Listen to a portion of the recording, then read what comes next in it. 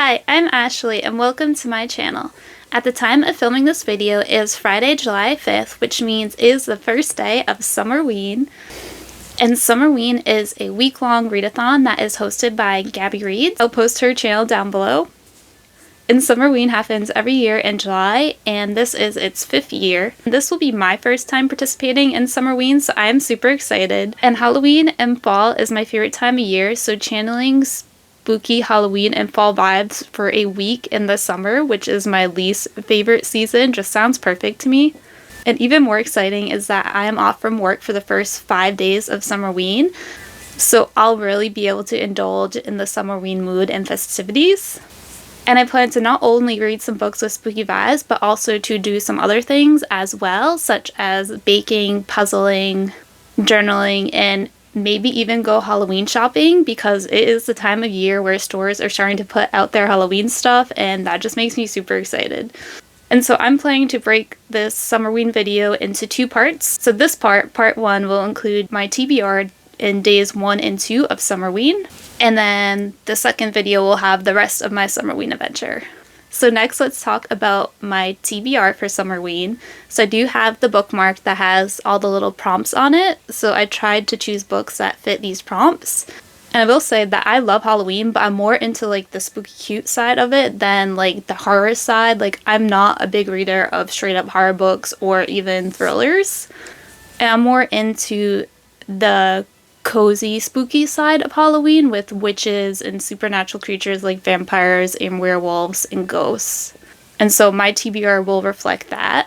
Alright, so the first prompt says read a book in the dark. So this one I can pretty much just read any of my books that are on this list. I don't know yet if I'm actually going to go outside and read at nighttime in the dark, or if I'm just going to shut off the lights in the room and read with a flashlight or something. Prompt 2 is read a thriller or horror book. So I did just say I'm not a big horror or thriller reader, but I do have a book that is a fancy book, but sounds like it's going to have horror elements in it, so I am counting that one for prompt number 2. And that book is this book, is Your Blood, My Bones by Kelly Andrew, and this is a YA book. And so this one is a fantasy with some horror and romance in it, and I've been wanting to read this one for a while, and I have avoided like all reviews so I won't be spoiled, so I'm super excited to finally get to this. And then prompt number 3 is read a book with a night sky on the cover. So for that one, I have another YA fantasy book, and that is Droid Down the Moon by PC Cass and Kristen Cass. So these are the 2 authors, the mother-daughter combo, that wrote the House of Night series, the vampire book series that was popular back in the day when Twilight was popular.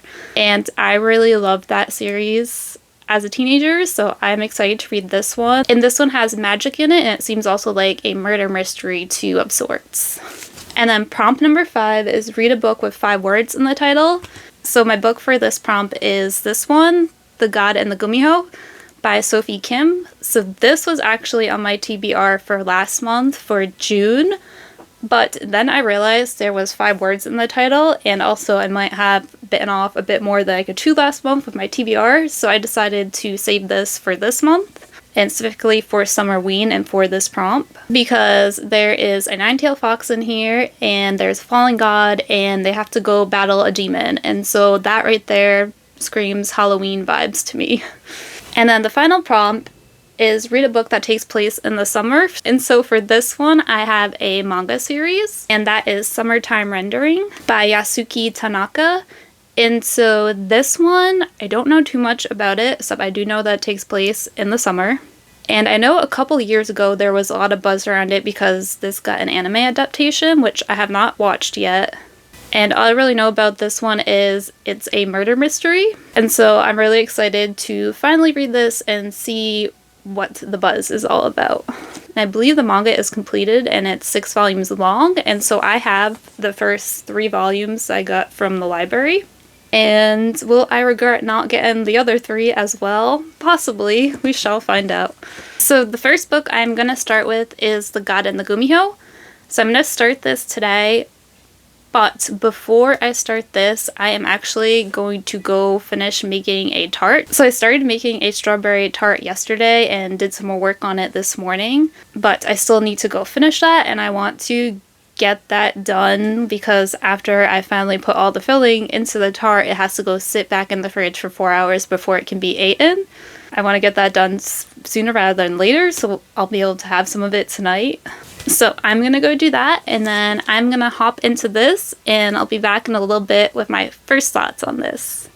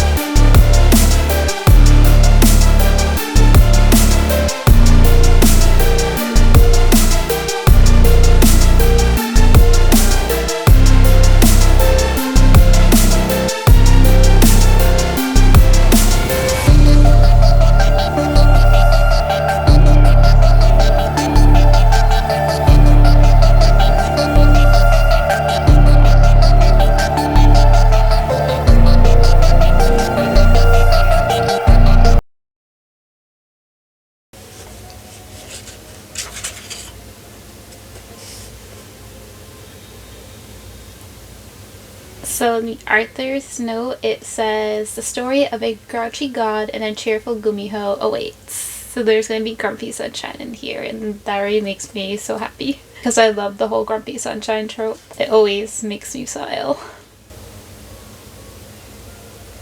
So the intro starts off with the story being told from the perspective of a cherry blossom, which is just already so whimsical and unique. And then so it floats down and it lands on another character, and he's described as having cruel green eyes and he hates cherry blossoms. I bet he's our grouchy fallen god. So in chapter 1, that was one of our main characters was the fallen god character who doesn't like cherry blossoms, and then in chapter 2 we get introduced to our other main character, Hani, who is the nine-tailed fox, and she has been alive for a very long time. She is over 1,452 years old, and she, though, does not eat people anymore because apparently she went on a binge in 1888 and she has been unable to eat anything more since, and it says she is, simply put, overstuffed.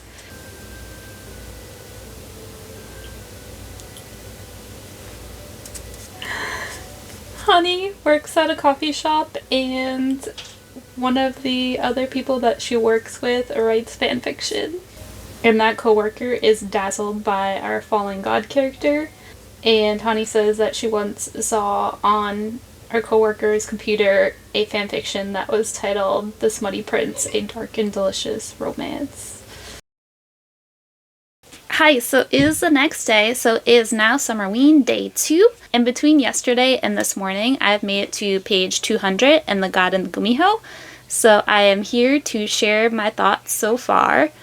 But before I do that, let me just tell you a little bit about what this book is about. So our story takes place in 1992 in a fictional Korea where creatures from Korean folklore live in secret among humans. And the story has 2 main characters, and the chapters alternate between their perspectives. So one of these characters is Seoga, And he is a fallen god turned detective. He was the god of mischief, but he was kicked out of the god realm after he led an army of monsters into that realm and tried to overthrow his brother from the throne. And so now as punishment, he lives in the mortal realm and he must send 20,000 monsters to the underworld king if he wishes to regain his status as a god. And so far he has sent 10,052 souls to the underworld king in the time that he's been in the mortal realm, and he has been in the mortal realm for just over 600 years. Syoga despises almost everything about the mortal realm. The only thing he likes is coffee. Speaking of coffee, our second main character is Hani, and she works at a coffee shop. And she is 1,700 years old, and she's the infamous Scarlet Fox. As a Scarlet Fox, in 1888, she went on a killing spree in England and killed over 500 men and devoured their livers. And this stunt, of course, caught the eye of not only the immortals, but the mortals as well. And so ever since this day, it has become taboo for Gumiho to devour the livers of men, whereas before it was something that was part of their nature to devour souls and livers in moderation. And so ever since she pulled that stunt, she has been in hiding, and she ate so many livers that day that she has just been full ever since that day. Though she still enjoys snacking on human foods, especially cherry tarts.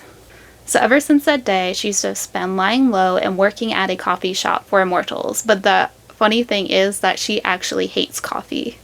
However, one night she is assaulted by 2 college boys, and in defense, she ends up killing them. She carves out their livers, but not for herself, but for a young Gumiho who is her coworker and friend. But unfortunately for her, the authorities end up finding the bodies, and they end up realizing that from the way in which the 2 college students were killed, that the Scarlet Fox is back. And so now the authorities are looking for her, and specifically Syoga is the one who is trying to find her. And so in order to try to keep him from finding out her true identity, she ends up becoming his assistant. However, soon after she becomes his assistant, others are found dead, and it turns out that the culprit is none other than an extremely dangerous demon that threatens to plunge their town into darkness and chaos. And so now Hani must work alongside Syoga to try to track down this demon, but this is much easier said than done because Hani and Syoga hate each other's guts. And so then our story just goes from there. So now for my thoughts, I am really enjoying this so far. I'm just finding this to be a very fun and fast read. And it is definitely the dynamic between Hani and Syoga that is making the book for me. And I was actually not expecting them to hate each other as much as they do. I don't know why I didn't expect that. I guess I expected Hani to be actually more nice and sunshiny than she actually is. Because she is nice, but I wouldn't call her a sunshiny character. She's just more like a normal person in the way that she acts. Whereas Syoga is definitely very much grumpy, and he's really not a nice person. He is like really mean, and a lot of people fear him because they know that he's a fallen god. But Hani is like one of the few people that won't put up with his nonsense. Like, she'll give it right back to him. And so their interactions are very amusing to read about. And so the two of them, they absolutely hate each other, and they very much have an enemies to lover vibes going on. And if you think about it, they are kind of enemies because Syoga is trying to track down Hani and kill her. And so she is his enemy and he is her enemy. And so they're always saying how much they hate each other and always pushing each other's buttons and always getting into arguments. And their interactions overall are just really amusing and funny to read. And I want to share one of the arguments that they have that I found really amusing.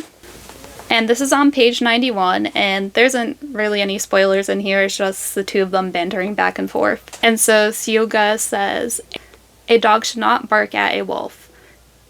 And Hani replies, "A wolf should not threaten a fox." "Wolves are stronger," Syoga snaps. "Foxes are cleverer. Is that why they're caught in fox traps so often?" "Wolves," Hani fires back, "are just overgrown dogs." Syoga opens and closes his mouth before finally spitting out, "Your argument makes no sense." She smiles sweetly. "Doesn't it though?" And then someone else has to break up their argument after that, and still after that they end up having a staring contest. And so that's just one example of how amusing their interactions are. And so since they hate each other so much, there hasn't really been too much in the way of romantic developments, and their romance is definitely going to be a slow burn. However, just recently there has been some hints that they are starting to find the other attractive, and along with this, the one bed trope also popped up, which during the one bed part, there was a really cute and sweet scene that made me smile. And then along with the dynamic of Hani and Syoga, another part of the book that I am really enjoying is just the whole mystery element of it. So you have their romance, you have their bantering, but also you have them trying to uncover that identity of this demon, because apparently this demon has probably possessed someone, so it could be literally anyone, so they're trying to figure out who it is. And so I've been forming like my own suspicions, and so just this mystery element has kept me flipping the pages and has kept me invested in the story. And then one last thing that I am finding interesting so far is just the world and learning about all the different supernatural creatures. And I've already learned things about the nine-tailed fox that I wasn't aware of that have been very interesting to learn about. So those are all my thoughts for now.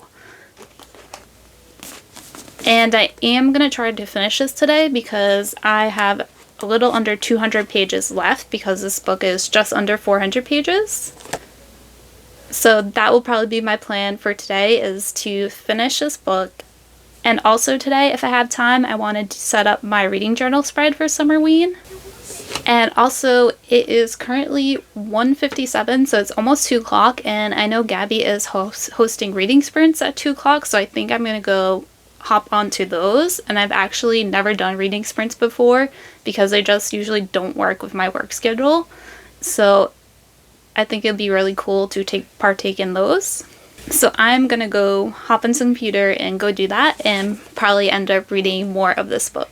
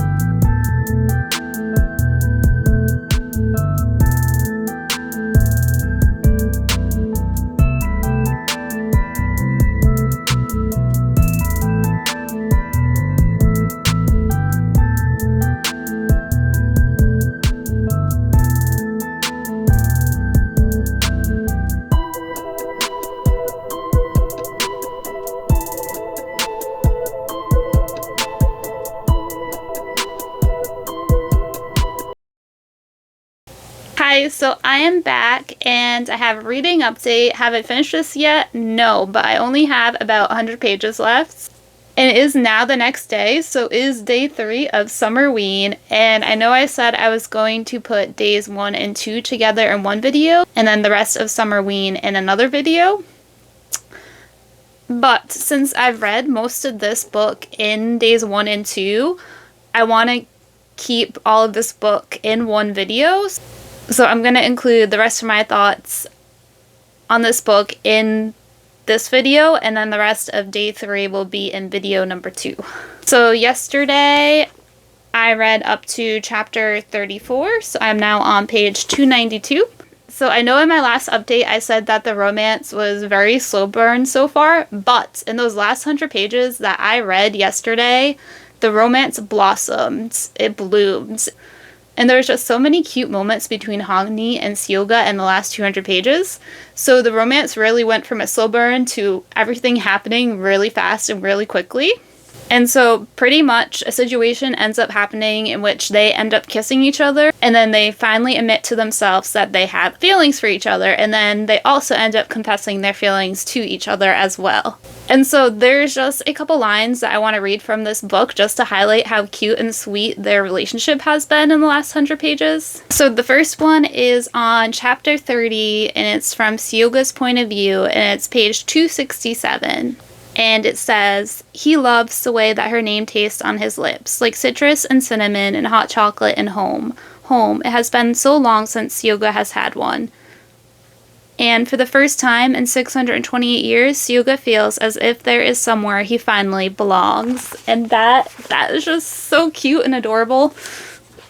And that just made my heart so happy, that little passage.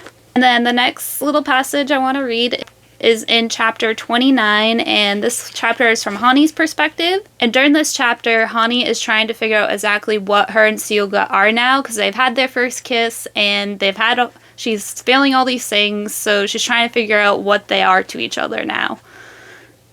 And so the passage reads, "Syoga reaches a hand upward and tucks one of her loose strands of hair behind her ear.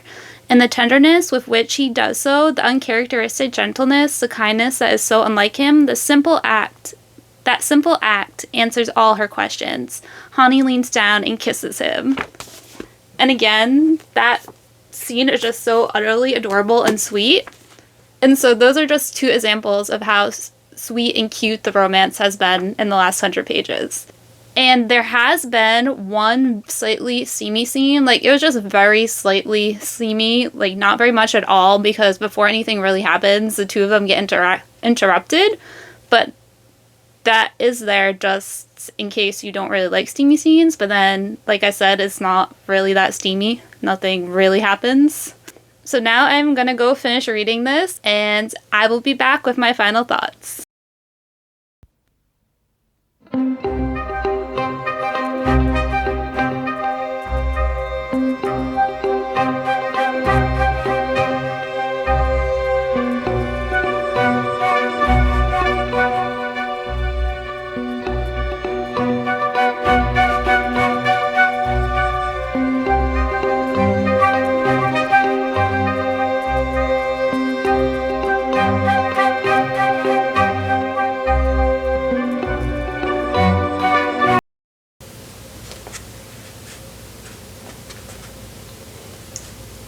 I don't think I've ever read like a kind of steamy scene that's also been super cute and sweet at the same time.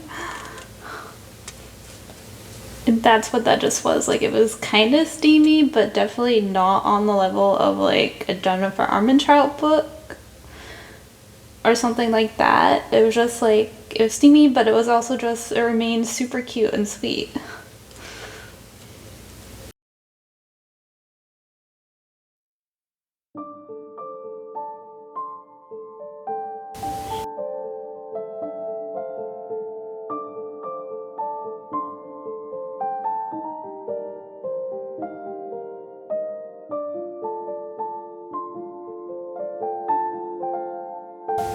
Okay, so they're fighting a demon in a convenience store, and it's just the most hilarious thing ever. It's giving me like cozy Shadowhunter vibes, like cozy supernatural vibes. It's like kind of intense, but also kind of silly at the same time. It's just great.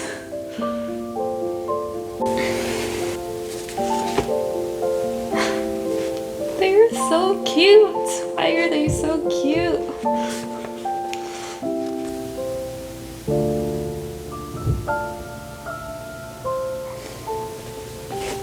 I knew the culprit wasn't as straightforward as it seemed. I knew it.